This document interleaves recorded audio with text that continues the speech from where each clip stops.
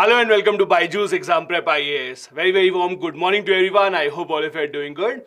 I welcome you back to today's session of the Hindu Newspaper Analysis, a place where we have this live discussion every single morning to discuss the most important topics from the Hindu newspaper, both on the prelims and the mains examination point of view.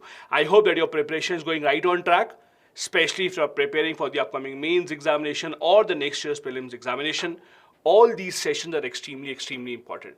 I would need to remind you of a couple of things very quickly. One, I hope all of you have by now joined our Telegram channel to get all the latest current affairs updates. There is a quiz that happens as soon as the session ends on our Telegram channel, so that you can revise whatever you have studied here. The link to join that channel is in the description of the video, so make sure you do that as well, and make sure that you have been also downloading the PDF of this session. To download this also, you can use the link given in the description of the video. Also reminding you, this 12th of June would be the last date for this ongoing scholarship scheme, which gives you a chance to win up to 60% scholarship for the live online classroom programs of BYJU'S Exam Prep IAS. Let's see what are topics that we will be discussing today. These are topics that we have. First, we'll be discussing about the electricity distribution companies in India, also known as DISCOMs. There's an article written on what is the status of DISCOMs in India, what are the features of the new electricity amendment bill, and also comparison with a model that is used in UK. Secondly, we'll be discussing about India-Nepal ties.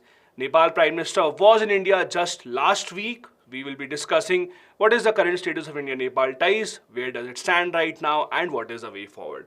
Then we'll be discussing how piped potable water means water that is healthy enough for you to drink.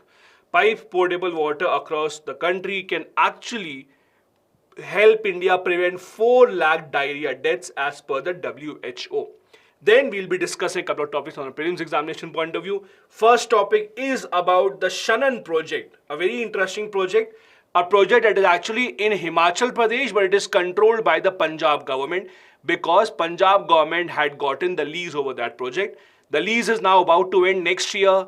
Now there is confusion what will happen with this project. Will it be given to Punjab to extend the lease, or will Himachal Pradesh take it over? And in the end, we'll be discussing about how Madras High Court has once again allowed import of dogs into India that was banned recently by the government.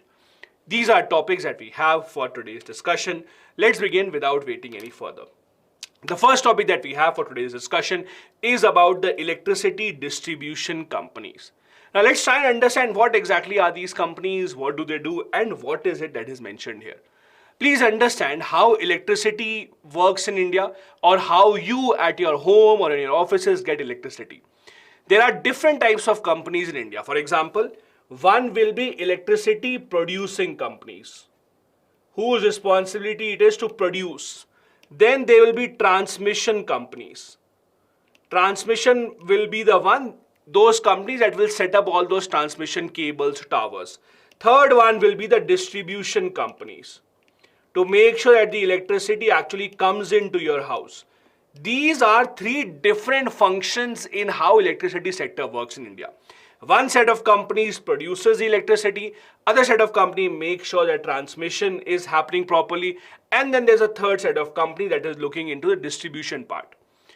The biggest issue that we have is with these distribution companies. They are also called as DISCOMs.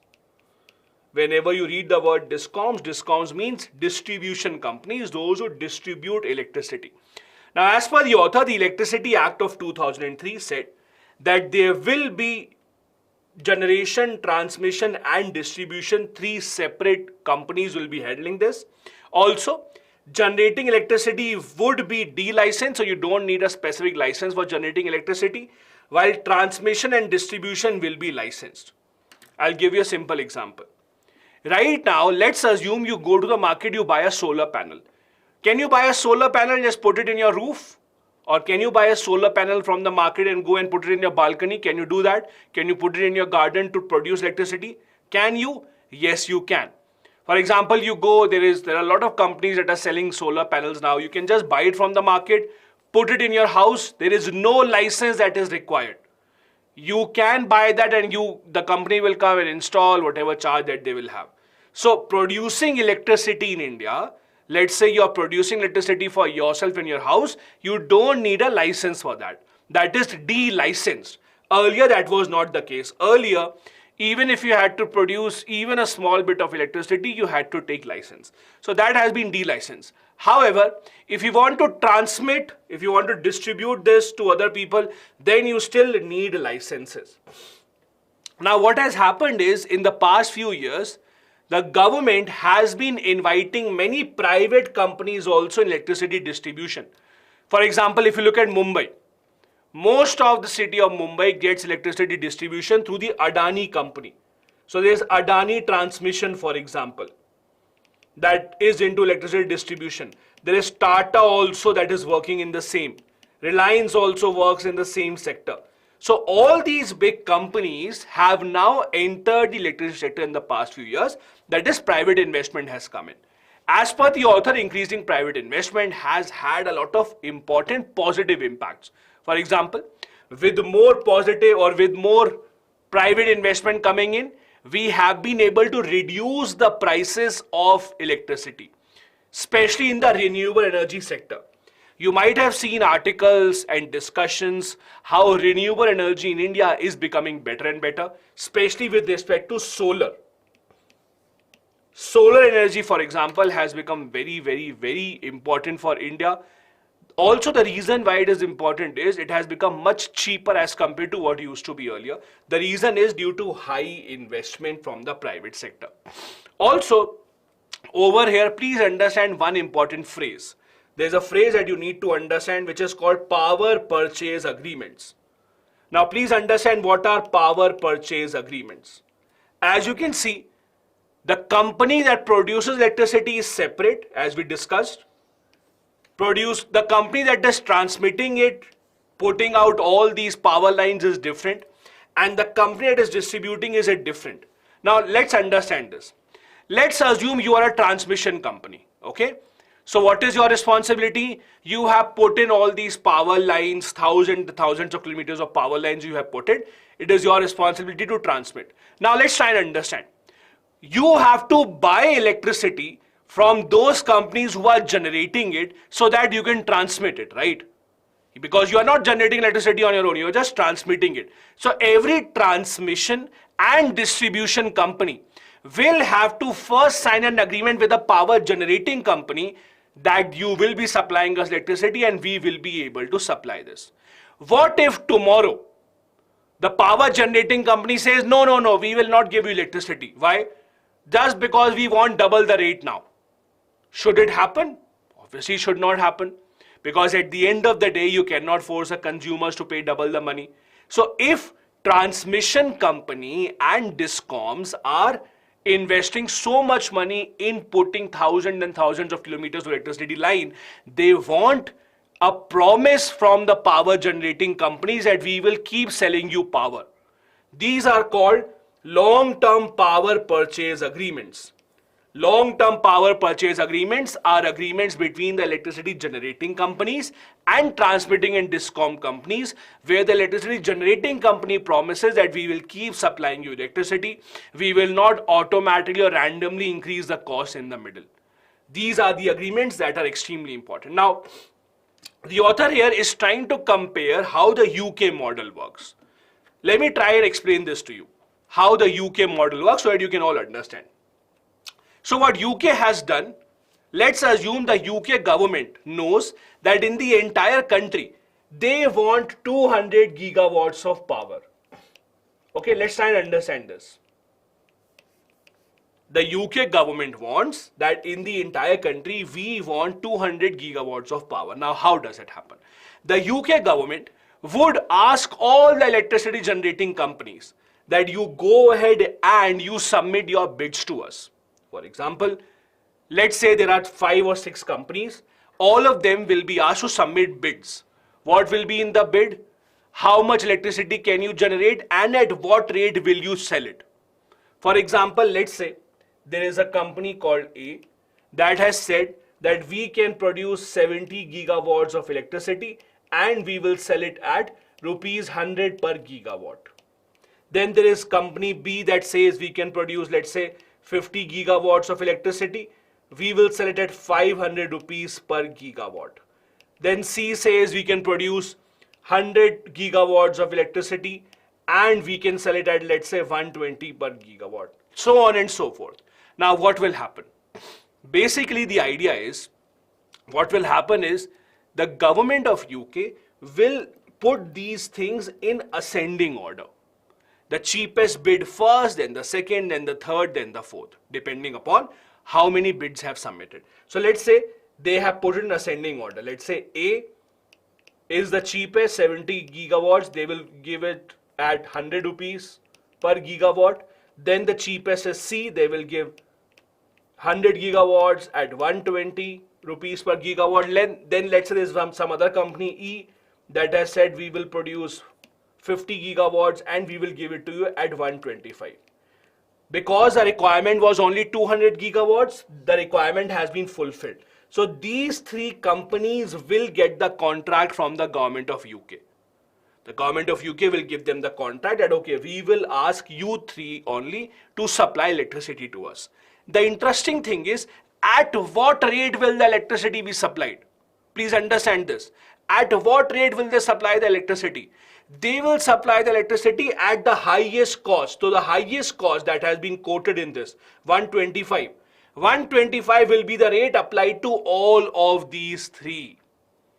Again, let me repeat this. They arrange this in the ascending order. They make sure that they are able to get whatever volume of electricity that they wanted.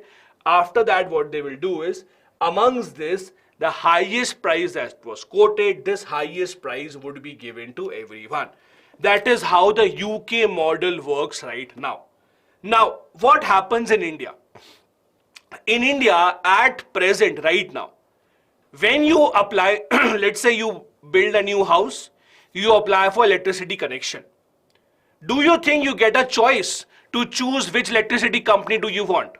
Like you get a choice to buy TV, you get a choice to buy fridge, you get a choice to buy everything. Do you get a choice to buy or to decide which electricity company will supply you? No, you don't get any choice. There is only one company present at every single place and you will have to go through with that. Now, in UK, usually you have options. In UK, you can choose between which company do you want, which company should supply electricity to your house. Because there is a presence of multiple discoms or distribution companies in one single place. In India also, we are trying to do the same. And I'll come to that in just a little bit. There's also one very interesting thing that happens in India. This is something called cross subsidy. Now, what is cross subsidy? Please try and understand. If you are consuming electricity in a commercial place, let's say you are using electricity, let's assume in your shop, or you have a factory, you have an office, whatever. If you are doing anything commercial and in that case you are using electricity, the rate of electricity for commercial usage is much, much higher as compared to your personal usage. So the electricity bill, for example, you pay in your houses is much lower as compared to electricity bill that the companies or commercial places are actually giving. What is this leading to? This is leading to cross subsidy. Cross subsidy means the companies are earning more from the offices. That profit they are using to subsidize your own private personal electricity. That is why in India, the cost of doing business is very high. One of the reasons is this. When you're doing a business, even electricity connection will cost you much, much more. That is why, do you know, in your house, you cannot just randomly open any business within your household. Do you know why? Because of this reason only. If you open up any business within your household, what will happen? What will happen is, you will use cheap electricity that was supposed to be used in your household for your business. So you cannot open business in your household. I'll give you one more example. Let's see if you can understand this. Do you know the LPG cylinder that you get in your house? That's not the same LPG cylinder that the hotels or these restaurants can use.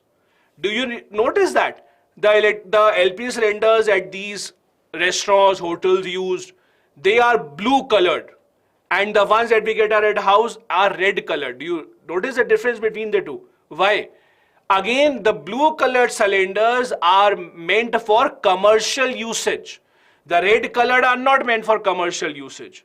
So again, when we got subsidies on the red cylinder, when we used to get subsidies, the subsidies were not meant for commercial cylinders. So commercial cylinders cost more as compared to the household cylinders that you have.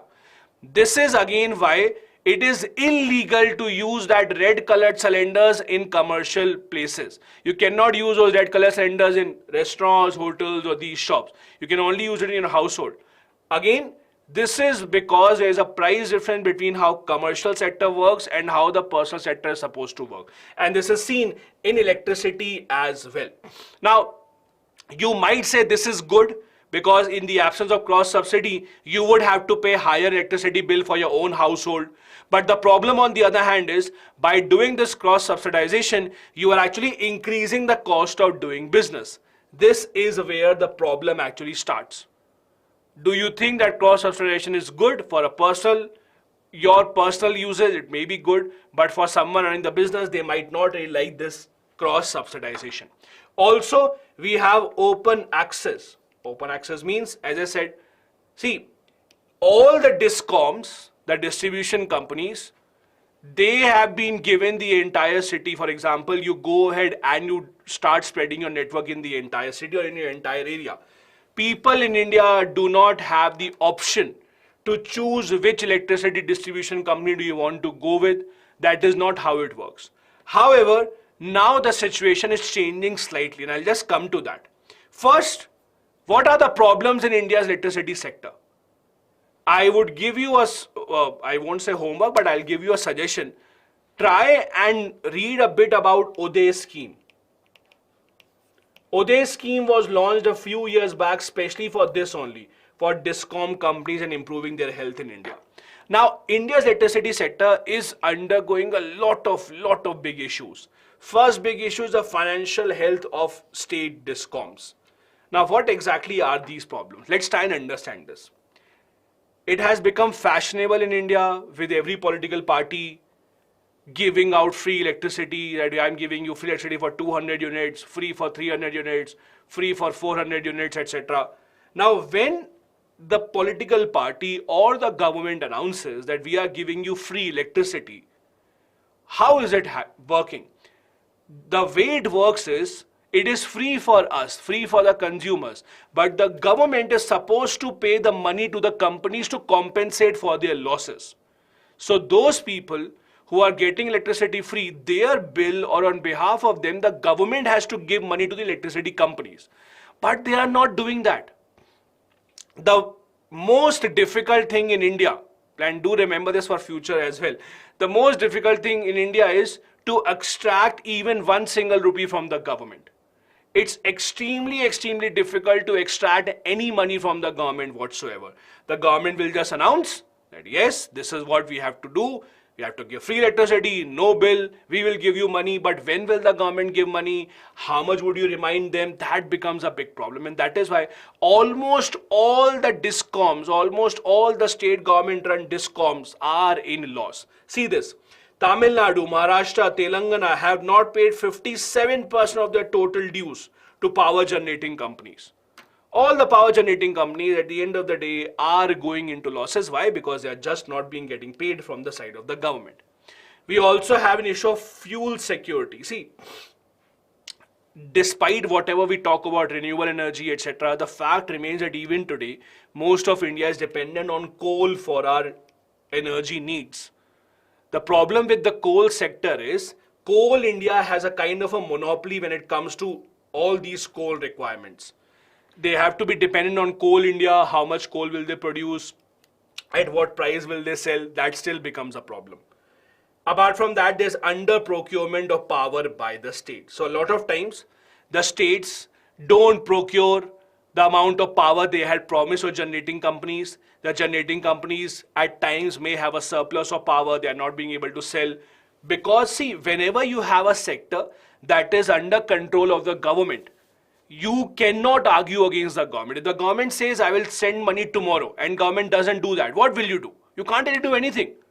Who will you send to the government to ask for money? This becomes a problem. As long as the government has control over a sector, either it has to be a proper government-run sector only, that it doesn't matter profit or loss. But when you have a sector where some private sector companies are involved, but even then there's government control, there'll always be an issue. Now, to resolve all of these, a few months back, the government of India introduced a new bill called the Electricity Amendment Bill of 2022. I don't know how many of you remember this bill or not. This came in just a few days, just a few months back. When this bill was introduced, there was a lot of protest across the entire country from people who are working in the electricity boards, etc. They said it is against us. What happened was, because of their pressure, the bill did not pass. The bill is right now with a parliamentary standing committee. So there is a parliamentary standing committee that is still discussing the bill. It has not been passed. This is the current status so far. What does the bill say? The bill introduced a lot of changes. First, there will be multiple discoms in the same area. You can choose which electricity company do you want to have supply at your place. Cross subsidy balance fund will be created. Even for cross subsidy, there has to be a fund that is created so that the discoms can actually make sure they are using the money getting from the commercial sector to use in the private sector. License for distribution can be given in multiple states. If one company wants to distribute electricity in multiple states, they will be given the license. Payment security, government will be ensuring that the companies get payment on time. There will be a separate fund created. And renewable purchase obligation. This is also important. The government had put an obligation that at least a certain minimum percentage of electricity that every company purchases has to be from renewable sources only. All these are provisions of the bill that has still not passed. Please remember, it has not passed so far.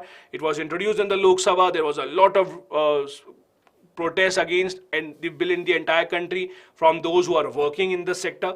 And after that, this bill went on to the standing committee, and thus the bill has not been passed so far. This is how, or these are the main provisions, I would say, of the Electricity Amendment Bill so far. This was our first article for the day.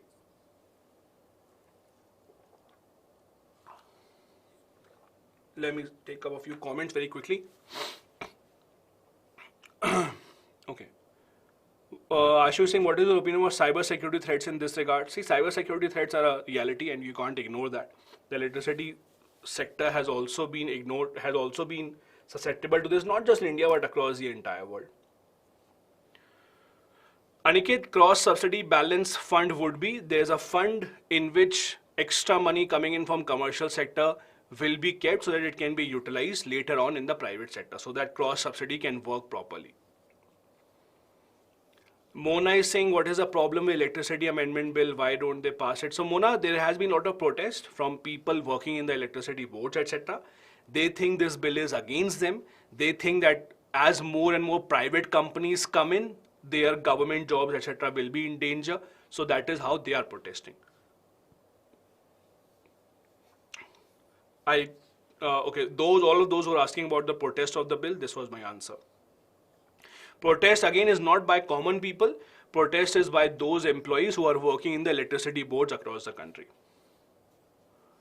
Nav is saying, if I search the bill in PRS India, I can't find new electricity amendment bill. You can just search on PRS. Just go on Google, write Electricity Amendment Bill 2022 PRS. You will get the link of PRS.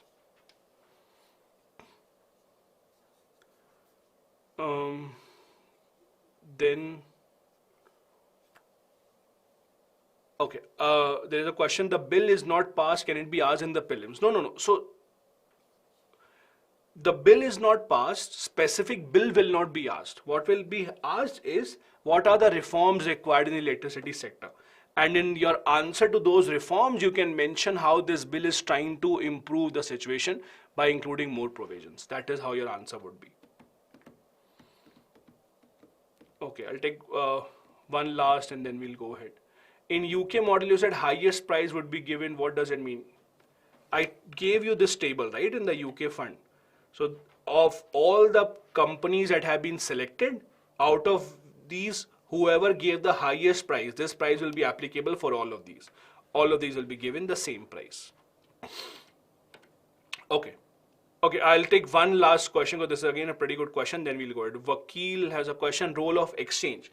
So, role of exchange would be how and what platform will electricity be bought by distributing companies from the generating companies. That will happen on a platform. Like for example, right now, how do you buy mobile phones? You go to Amazon, you go to Flipkart, you decide whatever you want to have and then you buy it. Similarly, there's an exchange that is being created on which it will be decided which company would be able to, or which company would want to buy electricity from which company at the best price possible. That is how it usually works. Okay, let's move ahead then. The next article that we have here is about India-Nepal ties. Now, why is this article written? As you know, just last week, just a week back, Nepal's Prime Minister was in India. This was the first visit of this Nepalese Prime Minister to India. Nepal has a lot of very frequently changing Prime Ministers. So a lot of visits do happen, but for this particular Prime Minister, this was his first visit was in India. Now, how is this important? Why is Nepal important specifically? If you look at India's neighborhood, you will realize that there are two nations with which we have a very special relationship. We have a very special relationship with Nepal. We have a very special relationship with Bhutan. Now, why do I say special relationship? It's a relationship which has open borders. You can just walk into Nepal without your passport, without your visa. With Bhutan also, you can just walk in there without passport, without visa. You can just drive into those countries. A lot of their citizens are working in India without requirement of any work visa. A lot of citizens of Nepal and Bhutan are eligible for a lot of jobs in India, because of which the two sides have always had a very strong relationship. With these two, Nepal and Bhutan, India has already signed treaty of friendship, treaty of bonhomie, under which we will help them in whatever way possible, and we have helped them. For example, a lot of Nepali citizens are employed in the Indian Army. Not just this, the head of the Nepal Armed Forces is given the same status when he or she visits India, and the same is with the Indian Armed Forces head. When they go to Nepal, they are also given the same kind of a status. Now, you would think that with all these things in common, ideally the relationship between the two sides, India and Nepal, for example, should be great, right? But that is not the case. Despite having a lot of things common, despite having a very close history, the issue is that the two sides have not been able to maintain good relationship. And there are a lot of issues because of which it has been happening. One issue is there is involvement of China now. The other issue is in Nepal also there's a very different kind of a politics. See, I'll tell you something very interesting and you please listen to this very carefully. What happens is usually in most countries around the world, in most democracies, whenever there is a change in power, whenever there's a change in president, whenever there's a change in prime minister, usually a lot of policies change. For example, let's look at Bangladesh. So in Bangladesh, whenever Awami League party comes to power, they are very good with India. Whenever the BNP comes to power, they are not really good with India. Especially look at Nepal. With changing prime ministers, it depends upon which prime minister will be friendly to India, which prime minister will not be friendly to India. Similar is the case with Sri Lanka and other neighbors as well. The good part is in India, it doesn't happen. Doesn't matter whatever you say about Indian politics or the party politics, but the fact is in India, doesn't matter whenever the party changes, the prime minister changes, we usually have the same kind of a policy, at least in the foreign policy sector. In the foreign policy sector, we do not really change our policies randomly just because the government has changed. In Nepal, it does happen. So in Nepal, as and when prime ministers which are much more friendly with China have come to power, what has happened is, as a result of which Nepal has become much closer to China as compared to India. Because of that, and one of the people involved in this is Mr. K.P. Oli. So Mr. K.P. Oli, whenever he has become the prime minister, he has been very close to China. It is said under China's pressure, he is trying to, or he was trying to come up with new issues. There was a border issue that started when he was a prime minister. Nepal objected to India's map. They said that no, this is our area, the Kala Pani issue, all of these came in. Now what has happened? KP Oli is not the Prime Minister anymore. Nepal has a new Prime Minister, that is Pushp Kamal Dahal Prachand. He is the new Prime Minister. He has been a Prime Minister in the past as well. The problem here is, although he is a Prime Minister, he is not in a very strong position. Why? Nepal also, like India, has a multi-party system. Nepal also mostly has coalition governments only. There is a coalition government right now, and his party is actually the third largest party. So there are two parties that are bigger than him or larger than him in the parliament. So he doesn't have a lot of power. Whatever decisions he takes, he has to ask for everyone's permission. Can I take this decision? Can I take that decision, etc. or not? But the good part is, ever since he has come to power, he has tried to improve relationship with India. He has tried to make sure that India and Nepal relationship become much better. Now what has happened here? He visited India to make sure that we sign a lot of agreements. One very important point on which India and Nepal collaborate is hydropower projects. Hydropower projects. See, understand something. Hydropower projects are extremely important, and the interesting part is hydropower projects are very good only in certain topography, certain geography. Let's try and understand. See, if the river is flowing like this, if this is the flow of the river, it doesn't have a lot of scope for generating electricity. That is the problem. For example, in India, we have a lot of rivers, but when rivers flow like this, there is no scope of generating a lot of electricity. In Nepal and Bhutan, what happens? The rivers flow like this, because they have a lot of mountains. So when river is actually flowing like this, the water is coming at a very fast pace. This is where you can put your turbine and you can make electricity. That is why hydropower capacity is much higher always in those countries which are mountainous, which have a lot of rivers that are flowing through the mountains at a higher speed. So Nepal, Bhutan, these are small countries but with a very high scope of hydroelectric power. What India has done is, India has invested in hydropower projects in both Nepal and Bhutan. We have built a lot of those projects. What we tell them is, we will build these projects, whatever electricity is generated, you can use it, remaining we will buy it from you. So with Bhutan and Nepal, both of these we have been buying electricity, and we want to buy even more so that we can supply electricity in the neighboring states. And this is an agreement that we have been trying to sign. Not just this, there is also trilateral agreement. Trilateral means agreement about sharing of power between Nepal and Bhutan through India. See, let's look at it from Nepal's point of view. Nepal says that they produce a lot of electricity.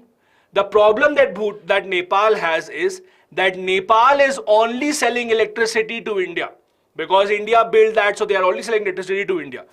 Can we just block Mr. Ghanshyam? I think he's just copy pasting time and time again. Okay, so the problem is that we have Nepal that produces a lot of electricity, but the problem with that is Nepal can only sell electricity to India, because India was the one that made it. The problem here is, if you only sell electricity or if you only sell your product to one single country, then what will happen? Try and understand. If you make a product, let's say if I make a mobile phone, but I can only sell it to one person and no one else, the price will be as per the buyer, right? The buyer will decide the price because it's only one person who can actually buy this. This is why Nepal wants to sell electricity to more than India. They want to sell electricity to Bangladesh as well. Why? So that they can actually have much better price as compared to India. This is also why there is an agreement between the two sides. But the problem is, these two do not have a common border. They will have to go through India. Transmission lines have to go through India. So there is an agreement on this also, Nepal to Bangladesh through India. There was an agreement signed between India and Nepal that India will be buying 10,000 megawatts of electricity within 10 years. That was an agreement that was signed right now. Apart from this, Nepal and India, as you know, collaborate on a lot of other ways as well. You know that UPI is operational in Nepal as well. This is because of an agreement between NPCI in India and the Nepal Clearing House Limited. Not just this, there are a lot of other different products that are actually sold in Nepal that are of Indian origin. We have been helping them with education, medicine, ATM services, banking, etc. All of these have been India's support to Nepal. Okay, let me tell you a very, or let me give you a homework for today. This homework might not be exactly related to the UPSC examination, so if you want to skip it, you can skip it completely, but this is a kind of a trivia or a quiz question for you. There was a brand in Nepal that became very famous, and this brand was actually a shoe brand. This shoe brand became famous. It was a brand that actually was a symbol of the Naxalite movement, the Maoist movement in Nepal. And then that shoe brand became very famous across the entire country. In India also, many people wear these shoes even today. Very distinct kind of shoes. You can see it from very far away. If you want, you can search about this. If you don't want, you can skip it entirely. If you get to know the answer, don't search it today. If you get to know the answer, you can leave it in the comment section later on, not right now. Okay, let's go ahead. Now, what exactly happened with the Nepal Prime Minister's visit to India? Now, when he visited India, what exactly came out of that visit? So basically, in 2014, when Prime Minister Modi had first visited Nepal, what he did was, he gave a formula called HIT, H-I-T. H-I-T here stands for H for highways, I for highway, that is information sharing, and T for transface. HIT was a formula given by our Prime Minister to Nepal when Nepal had a visit of the Indian Prime Minister in 2014. This time around, the Prime Minister said that now the relationship is going from hit to super hit. Because again, that is how we talk these days. So our relationship has now gone from hit to super hit, in the words of our respected Prime Minister. Also, the two sides have decided to improve their connectivity by building more bridges, etc. between the two sides. If you have been to India-Nepal border, for example, if you see, there are a lot of connecting roads and bridges. There are many bridges that start in India and in Nepal. So there are a lot of other bridges that have been built. Power sharing agreement has been signed, as I said, for 10,000 megawatts of power from Nepal in the coming 10 years. Also, we have signed an agreement about a petroleum pipeline that will supply petroleum and oil and all these other commodities to Nepal. See, understand something from Nepal's point of view. For Nepal, and it will become much more clear if I show you the map. Just look at this map. If you look at this Nepal here, you might think that Nepal is connected to India and it's connected to China as well. So how is it that Nepal is dependent so much on India? The problem is these maps only show us a 2D version. The map, this map, for example, looking here, you cannot identify where are the mountains, what is happening here. The point here is, if you see, this side has a lot of high mountains. Meaning that from China, if you want to connect to Nepal, it is not that easy. From China to Nepal, the route is very difficult. That is why Nepal is dependent for most of the things on India only. Be it milk, be it oil, be it vegetables, fruits, medicines, most of the things for Nepal go through India. Not just this, Nepal is a landlocked country, so they don't have any way so that they can actually trade with the outside world. Nepal has been given access to India's Kolkata port. So whatever trade they have to do with the outside world, Nepal does it through the Kolkata port only. So Nepal in that way has been given a lot of very important help from India, just that now they are trying to see if they can get help from China as well, and they are trying to strike a better deal with India. That is the issue that we have right now. This was our second article for the day. Let me take up a few comments and then we'll go ahead.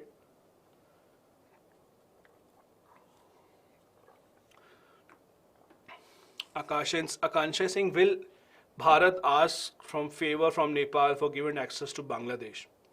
See, nothing comes off free. So whenever the country is doing any favor to anyone, yes, at the end of the day, you have to pay the price. What price the government will decide? All those super smart, super intelligent people who found out the answer, I would suggest you focus more on what I am saying rather than typing it in the chat. I know you are extremely intelligent, very smart. Let's try and stop that answer. If you want, you can put in the comment section, because the 10-15 seconds that you missed in the class just to search that answer, that will not really be very helpful. Okay, let's go ahead. Then I have a question.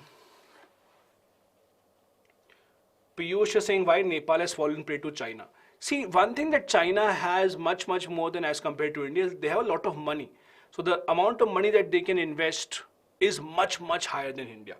Secondly, with KP Oli, it was a kind of a different matter. There were a lot of reports that came out that when KP Oli was the Prime Minister, Chinese ambassador to Nepal was a lady. There were a lot of issues that came out. Maybe that lady has a personal relationship with Mr. KP Oli. So again, there were many allegations that came out, but again, money has to be a big part of it. Anurag is saying, why not Nepal become a part of India? Anurag, let me ask you this question. What if I asked you why India doesn't become a part of China? What would you say? Then Ram is saying, does Chinese influence on Nepal and Bhutan will impact India? Obviously it will. It is impacting India. India-Nepal relationship, what it used to be, it's not as good as it was earlier because of the Chinese influence. So yes, there is always a problem that we have because of the inclusion of China over here. Yes, Tuesha, it is absolutely okay.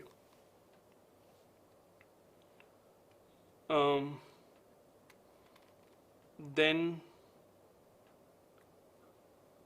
I'll take one or two more. Nishi Singh, is there insufficient electricity in India? So Nishi, it's a pretty interesting thing. If you look at the electricity that we produce in India and the demand that we have or the need that we have, the interesting part is we produce more than what we require.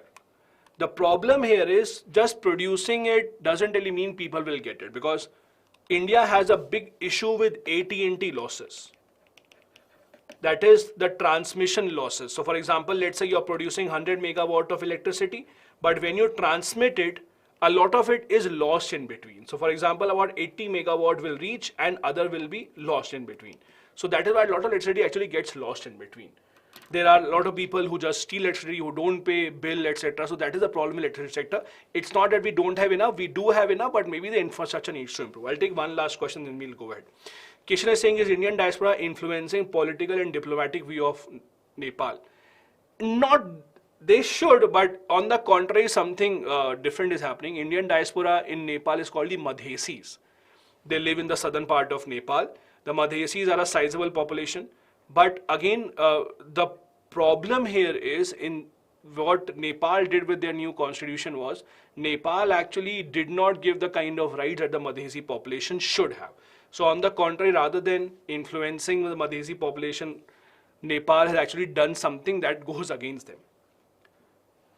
Naveen, why do you think Nepal is being shown as a part of India here? I don't know why are you thinking Nepal is being shown as a part of India here. If this is the location of Nepal, this is where you will show Nepal. Now we can't show Nepal here just because it's a separate country. If the location is here, it has to be here. I'm not sure why you think Nepal is being seen as a part of India here. Anyway, let's go ahead then. The next article that we have here is about the WHO saying that piped potable water, that means water that is clean enough for you to drink, can save up to 4 lakh deaths that happen in India due to diarrhea. This is what WHO has said. Now, which government program or which government initiative is responsible for giving this piped potable water? That is the Jal Jeevan Mission. WHO is saying that the Jal Jeevan Mission, if it is successful, if it is able to provide the potable water that everyone requires, it would lead to 4 lakh deaths being saved. 4 lakh people would live much longer. It is also saying that it would avoid 1.4 crore disability adjusted life years from diarrhea, etc. Meaning that people who would have died when they are alive, how much they contribute to the GDP will be much higher. We will be able to save over $100 billion and 66.6 million hours every day, so that we can actually save women from going out and collecting water. In a lot of rural areas, especially when the households don't have piped electricity connection, and not just rural areas, even in the national capital, if you live in Delhi, you know in Delhi, a lot of slums, for example, do not have any piped water. In these slums also, there are tankers that come in once in 2 days, 3 days. There are long lines that are waiting for these tankers. There are usually women who have to collect all that water and then take it back into their household. All this is leading to the women actually losing out a lot of time. Also, women not being able to contribute in a much more impactful manner. All that will help the economy as per this study of the WHO. All that we need to do is focus on providing this potable water. Now, if you see the Jal Jeevan Mission, the Jal Jeevan Mission is interesting in the sense that you can get live updates about the Jal Jeevan Mission on the Jal Jeevan Mission portal. For example, if you just Google Jal Jeevan Mission, you will see there is a website and there is a dashboard that gives you the exact status of how many households have gotten connection so far. If you see here, currently 12.3 crore rural households have pipe connections from 3.2 in 2019. So it has actually increased considerably. The government is aiming to have 100% piped coverage by the year 2024. It is not just that you have to just give a pipe connection. The requirement is these places should get at least 55 liters per capita per day of potable water throughout the year. Please do remember this. This is important.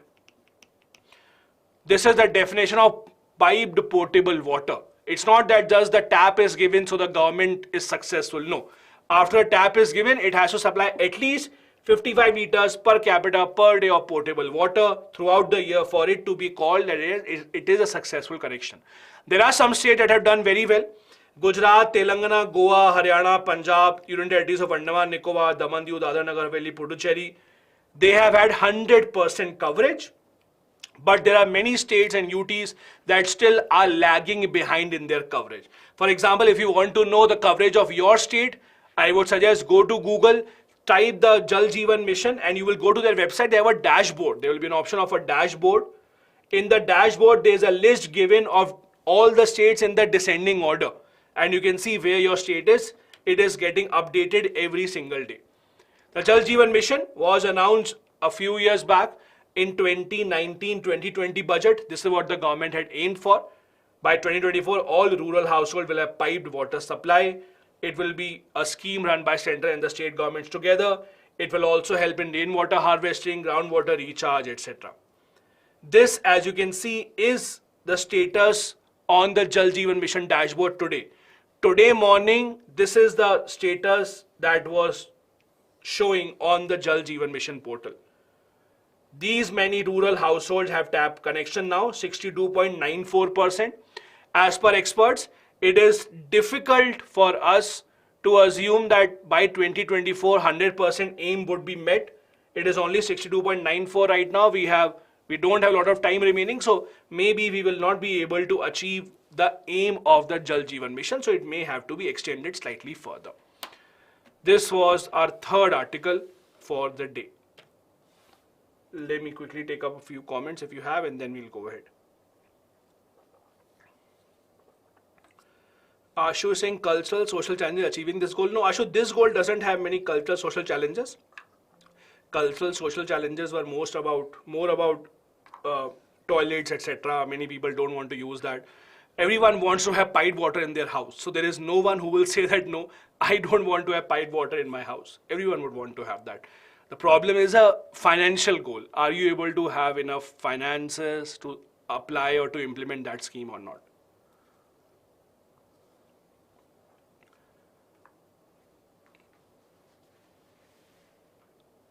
Okay, Kishan. Imran has a question. What is diaspora? Diaspora means Indian people or people of that country living outside that country. So there's an Indian living in America that will be called Indian diaspora in America.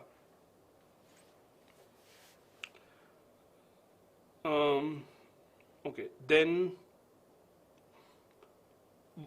Gunjan saying water scarcity in slums. Yes, slums do not have mostly piped connections. See, slums are unplanned accommodations. There was not supposed to be any those are what slums are. When you say what is a slum, slum are areas where the government was never supposed to build any houses, but people can build their own houses illegally. So obviously government did not give any water pipe connection, etc.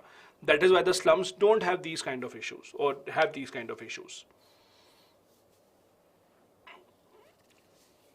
Arasu, yes, only for the rural areas especially. Then I'll take one or two more very quickly. So Chandra is saying, is water supplied in pipes healthy for drinking? Can we bottle the water we get through pipes? Unfortunately not. Unfortunately, in most parts of India, no. In some parts, maybe, but in most parts of India, no. That is also a big part of the problem. Then I'll take, okay, I'll take one last. Sonam is saying, why slums are not recognized by government? Because if the government starts to recognize slums, then you tomorrow also will go anywhere and start setting up your house and say, government, recognize this also. Once you expect the government to start recognizing something that is built illegally, without the permission, without the law, what is stopping the people from building their house in the middle of the road and saying, now this is my house, accept this, give me water connection, give me electricity connection? So there has to be a check on that, right? You can't uproot them, but yes, you have to find a middle way. You can't keep on giving these kind of suggestions. I'll give you one comment from my end before we just go ahead very quickly. The reality is, in India, we have a problem of people not being treated equally. And you know this as a reality also. You treat poor people very differently as compared to how you treat the rich people, right? When a rich person, very rich person comes to you or asks you for something or your help, you will behave in a very different way as compared to how if a poor person comes and asks for your help. So I'll give you one example. If you are aware of Delhi, I'm not sure how many of you are aware of Delhi. If you are aware of Delhi, you might know about an area called the Sainik Farms. I don't know how many of you have heard of this area called Sainik Farms. Now, what is Sainik Farms? I'll give you a very interesting idea. Sainik Farm, again, it's an illegal colony. It was never supposed to be built. But what happened, a lot of people basically illegally bought and made very big farmhouses and bungalows in Sainik Farms. Sainik Farms, even today, is one of the most posh colonies of Delhi. It's near Saket, if you go to near Saket metro station. Very posh colony, all illegal, was never supposed to be built, but government of India for many years has never taken any action against them. Why?